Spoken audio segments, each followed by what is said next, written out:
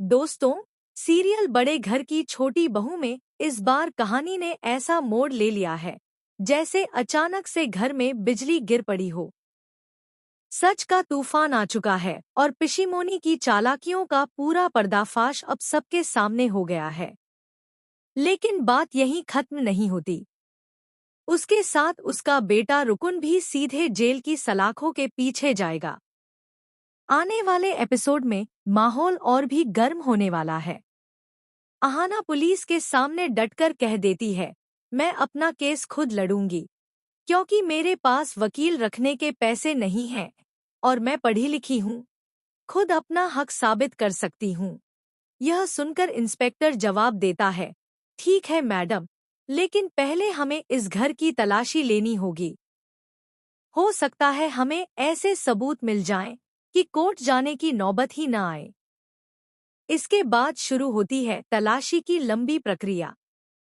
एक एक कमरे की छानबीन होती है और आखिर पुलिस पहुंचती है पिशीमोनी के कमरे में।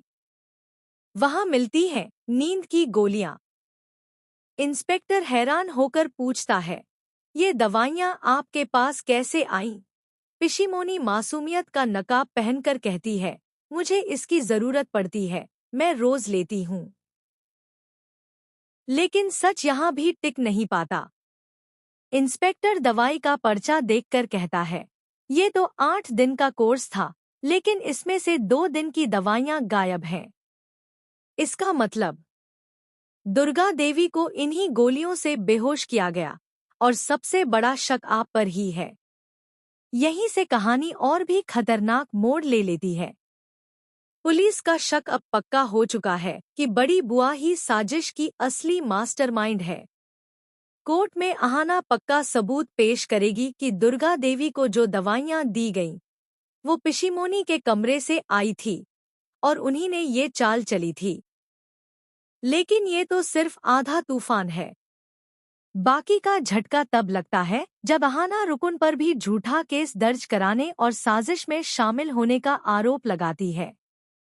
मतलब अब माम बेटा दोनों के लिए जेल के दरवाजे खुल चुके हैं।